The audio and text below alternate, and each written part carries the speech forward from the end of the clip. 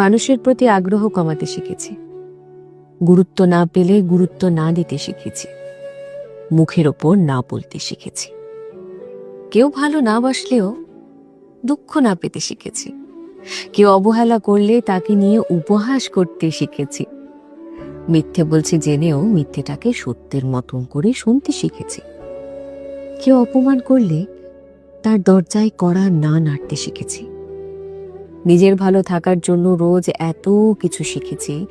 এত কিছু শেখার পর যখন কেউ অহংকারী বলে, তখন তখন তাকে পাত্তা না দিতেও শিখেছি।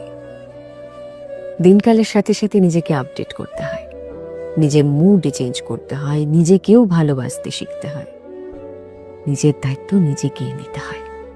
কারণ দিনের শেষে স্বাবলম্বী হতে হয়। তো কে কি ভাবলো, কে কি বললো, এর থেকেও বড় কথা হচ্ছে আমি ভালো আছি কিনা এই প্রশ্নটা নিজেকে জিজ্ঞেস করা।